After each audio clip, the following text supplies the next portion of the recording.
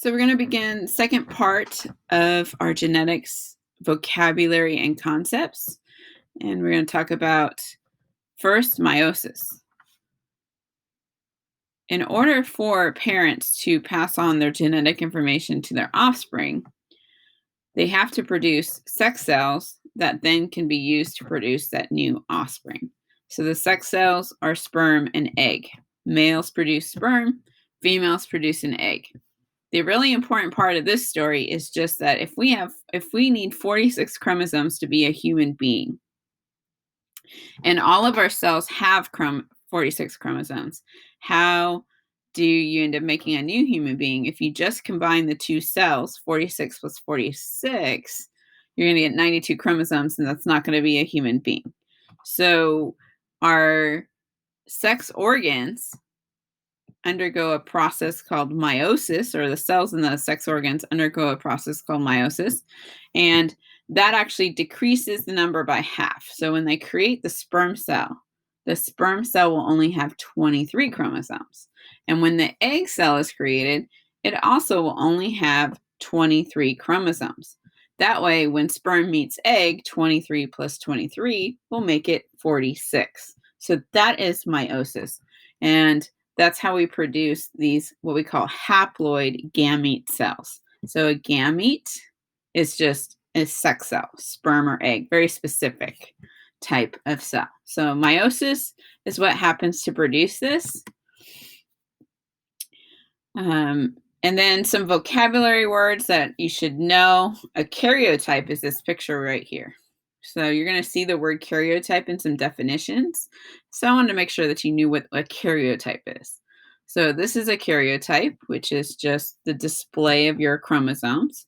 They're arranged in homologous pairs, and they always go 1 through 22, and the way they had determined this is it's by size, so the biggest to the smallest. That's how we always make this. So this is a karyotype, and then a homologous chromosome. Remember, homo means same. So they're the two chromosomes that match up. They're the same size, they're the same structure, and what that means is, like, if there's a gene for hair color here, then the gene for hair color is also there. So it matches up. And again, you got a number 1 chromosome from your mom and a number 1 chromosome from your dad. A number 2 chromosome from your mom, a number 2 chromosome from your dad. Those are homologous. They match. Now, a couple of rules that help us understand genetics is this one. So the law of segregation. So a law is usually considered something that's universal in nature that you can see and that doesn't change. So there isn't even like a need for theory or evidence because it's something you can observe. And so it's kind of just the rule, or a law is just a rule of nature. So the law of segregation says that each allele in a pair separates into a different gamete during meiosis. So again, the parent has 1 copy each, right? The parent here had a copy from their mom and their dad. And what happens during meiosis is it gets separated. So chromosome number 1 goes here, chromosome number 1, the other chromosome number 1 goes into the other gamete. So they are split apart, which means that when you get whatever egg is used, it could be either chromosome, right? So that's kind of like the idea that they always get separate, and then there's a possibility of any sort of mixture from your parents. The law of independent assortment also says that, as I was talking about mom, dad's genes, so if we went back to here, and I kind of show you, oh, this is mom and this is dad, this is mom, this is dad, it's really not true. This could be mom and dad, and then this could be dad and mom. So they can be matched up in any order if it was from the whatever parent. It doesn't matter which side they're on. And that is the law of independent assortment, that it's not like all the same are going to go one way or the other. Also, not always are you going to have like all the dominant goes to one side, all the recessive goes to the other side. That doesn't happen. It's usually a mix. So this is really telling you that y- the possibility for the offspring is any mixture at all, any mixture. So there's no like one way or the other. It's any mixture. That's what this is telling us, any mixture. So traits are not usually inherited together, and that's in general, unless it's on the same chromosome. Of course, they're inherited together on the same chromosome, but we're talking about of all your 23 chromosomes, you're not going to get all of your mom's traits or all of your dad's traits. Again, it's going to be some mix. So that's what this picture is really showing you. It's going to be some mix. Again, this is also showing you undergoing meiosis, what's happening is that, here, undergoing meiosis here. So you have some sort of mix, and the blue and the red just helps you see the coloring so you can just picture it. It doesn't really mean anything. But the law of segregation says they're going to separate. No problem. But the law of independent assortment says that it's not going to be all blue and all red, but some sort of mix of blue and red, right? So the reality of gametes here is that if the parents have this combination of blue and red, you could have an all blue gamete. You could have an all red, all red, all blue, right? Or you could have some sort of mix. So the combination possibilities are endless in terms of genetics. Scientists have mapped our chromosomes, and so we do know where all the genes are on every single chromosome at this point. They worked 20 years to determine the human genome. So we now know where all the genes are, which chromosome they're on, etc. Now, we're talking about not all traits are inherited together, and most traits are not inherited together. But, I mean, if the two genes are really close together on a chromosome, they probably will be inherited together. But genes that are really far apart, things can happen. And so, since things can happen with the chromosome, we would say they're not linked because you could get E and then not D, depending upon the situation. So genes that are linked are really close together, and you usually get both of them together. And that's the concept here. And the reason why we're talking about this is another kind of weird thing that happens during meiosis is something called crossing over. So you have your chromosome 1 and from your mom and from your dad, and they're kind of next to each other. And then just before they get separated, sometimes the two ends cross over. And then what happens is they like stick to each other.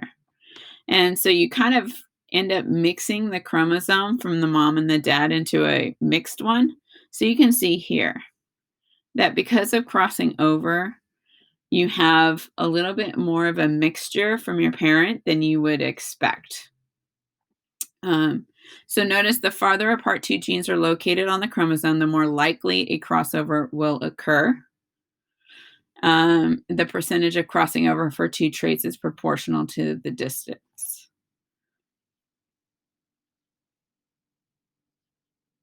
So what this is just saying is that since they're far enough apart, then you end up like splitting them apart. That's basically what it's saying. So they're far apart, they get split apart. If they were really close together when this crossing over, they would have crossed over together. So that's kind of, that goes back here. So when there's crossing over where they're not linked, the D and the E could get split apart. But when they are linked together, this A and the B, they probably would stay together. And that's what this crossing over is about. But the really big part of this is increased genetic recombination. So now we're recombining our chromosomes, and that just increases the change over time with traits. Now, I mentioned before we had dominant recessive, and it seems so clear. Like you have black hair, it's dominant, or brown hair is dominant, blonde hair is recessive. Boom, done. If you have it, you don't. But hair color, eye color, skin color, your height actually is not just one gene, it's a lot of genes. Now, we're not going to treat it that way in high school biology genetics class. We're going to pretend like it's just one gene, but you really have several genes that control all those colors. And it's the combination of the several genes that give the different shades that we see in eye color, height, or, hair color. And you have shades of height, but different heights. And then also, those same characteristics are influenced by your environment and not only your genes. So it's not only genetics, especially like height, right? If you think about it, if you're a kid and you don't have the proper nutrition, or you have a disease, you might not grow to the height your genes would say. Like, say your genes are like, you're going to be 6'2", but then early on in your development, you didn't get a lot of milk, right, or calcium to grow to be 6'2", so then you're not 6'2", even though if your genes would say that you should be 6'2". So that's your environment. It's like, what did you eat? Did you have a sickness? And then we all know that skin color can change with exposure to sunlight, but we can get a tan. So that can change. And then other things like cancers and diabetes and heart disease and strokes, although you can have genes that, you are heart healthy, like your genes say you're going to live up to be 100 years old because you have good genes for a good, healthy heart. If you eat incorrectly, you can cause heart disease, which is going to make your heart unhealthy, even though you had the genes for that healthy heart. So a lot of things can be influenced by our environment, how we eat, how we live, do we exercise? All of those things can change what we see in the human being. So those are complex characters. So I want to go over the polygenic, I always say genetic, polygenic inheritance. And just showing you, this is actually just showing you 2 traits for eye color. So it has more than 2, but kind of just shows you that since there's 2 genes for eye color, that's how you get more shades of eye color. It's not as simple as blue and brown as it may seem. We all know that. And then I saw this on the website for an eye doctor, and then they claim that these are all different eye colors that are possible, which, our genetics doesn't really show that, but I thought this was really a cool picture. It's kind of neat. And then hair color, this kind of looks like if you're looking at hair dyes or something, but hair color ranges from it's a lot of different shades, a lot of different genes that control your hair color. And then height. Remember, height is controlled by more than one gene, and that is why you really do see short, middle, really tall, right? So, and then here, this comes from the Guinness Book of World Records. Tallest human being, it was 8'11". And you can see his name, Robert, and lived from 1918 to 1940. That's his brother, and they're only a year apart. So you can see that he's really tall. And then the 2 shortest people, I have a man and a woman. She looks like, this picture looks like a doll, right? It's just because of the old photograph technology, but she was only 26 inches high. And then here, 21 inches. So kind of interesting. Okay, and then the other thing that can happen is that you get your genes from your mom or your dad, but then something can happen to your genes. And if something happens to your genes, we're going to call that a mutation. So if you have something different than what you had before, it's called a mutation. And then mutations are actually how we have evolution in life, how things change. So it really is, in a lot of ways, it can be a good thing. Sometimes mutation is a bad thing, and sometimes mutation is nothing. So, but mutations can change your whole chromosome or can just change like one little letter in your DNA, which changes the gene. We're going to focus on chromosome mutations in this unit. So that's what we're going to be talking about. But there are kind of two types of mutations. Number one is gametic mutation or germ cell mutation, which means the sperm or the egg DNA got mutated before fertilization, and therefore the offspring has now the mutation. And then there's somatic cell mutation, which occurs in all your other body cells. So all your other cells are called somatic cells. And your eyes, your ears, your fingers, your heart, your liver, and all your other cells, your toes, all your other cells are just somatic cells. And if you have a mutation in one of those cells, that you're not going to pass that on to your children. And then just to distinguish, there are some mutations that do cause death, and so we would call that lethal. So, how do chromosome mutations occur? So how can we change the structure of the chromosome? Well, what can happen is that all chromosomes have to get copied before we have meiosis or cell division. So during that copying, things can happen. So sometimes we see deletion where, a letter can get, or a section of chromosome just disappears. We can get duplication where the section of chromosome is copied twice. We can get inversion where you can see how this chromosome kind of bent like a pretzel. So now it's in the wrong order. So it changes the order.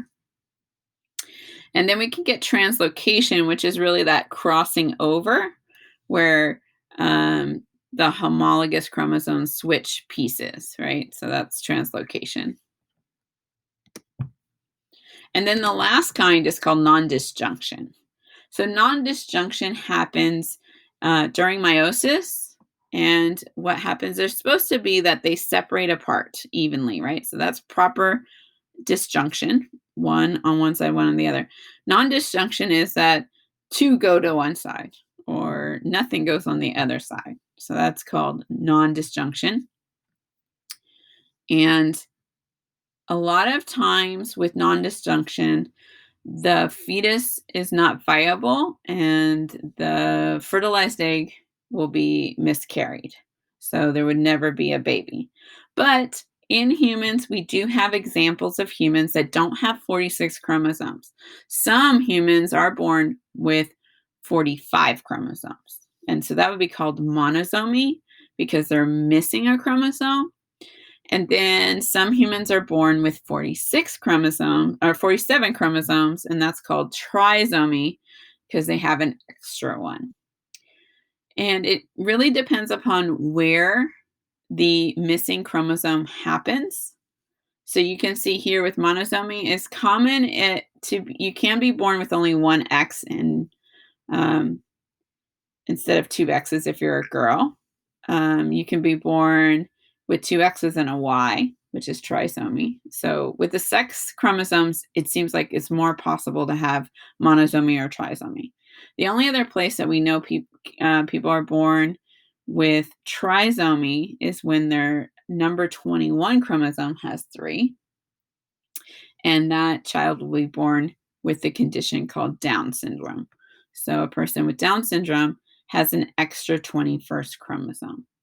And you can see, humans have 46 chromosomes, and not having one or having an extra changes the overall physical appearance of that human being. So Down syndrome happens, again, this just shows you the non-disjunction, and so this is what happens, but it happens to women that are older. So you can see infants with Down syndrome per 1,000 births. So mothers that are between 20 and 35 are at low risk to have a baby with Down syndrome. But mothers who are older, it's much more common for non-disjunction to occur during meiosis in older women. and therefore a possibility of having a child with Down syndrome. Now, you can get genetically tested. You have your baby genetically tested before birth. So there's two versions of this testing. Um, the chorionic villi sampling is what you do earlier. So you can do it between the 8th and 10th week. And we're basically going to just remove some of the cells from the edge here, from the placenta. The placenta is where the baby hooks to the womb. So we can remove cells from that area, and then we make a karyotype, right? Again, just that chromosome picture. Or we could do amniocentesis a little bit later in the pregnancy, which is between the 14th and 16th week. And basically, you're taking some of the fluid that surrounds the baby. It's called amniotic fluid. And we know that the baby's cells would be in that fluid. So then that's how they would get the DNA and do the karyotype. So this is the two ways that we can check the genetics of the baby before the baby is born. And finally, how can we maybe treat some genetic disorders? So there are a lot of diseases out there that happen because of a mutation in our genes or missing something's going on in our genes. And so scientists are working on something called gene therapy, and that would be a way of changing our genes and maybe fixing it or changing it back to the healthy. So the gene therapy is trying to put the DNA correctly again. So a lot of cancers are a mutation in our genes that are somatic. So somewhere in our somatic cells, we got a mutation that caused cancer. So the idea would be if we could go and fix that gene inside that part of our cell that was causing the cancer, then we could cure the cancer. So that's kind of that doesn't really feel too risky. It feels like normal medicine. We're just trying to heal you. But we could maybe in the future try to prevent the baby from being born with the genetic disease like sickle cell anemia. If we knew the baby was going to have sickle cell anemia, maybe we could try to give them gene therapy before the baby was born. But of course, that would be on the ethical side, and it would be kind of risky. Um, so, but that's out there. But somatic cell gene therapy is definitely something that's going on right now, and they're doing a lot of trials for it. And they're doing trials for diseases that are very common, commonly caused genetic disorders, like cystic fibrosis, mesothelioma, sickle cell, I mentioned, hemophilia, we're going to be talking about later. So things that they are working on now to help the person that was born with this genetic disorder to hopefully maybe cure them. That's the idea. All right, so that ends the vocabulary section of the genetics unit.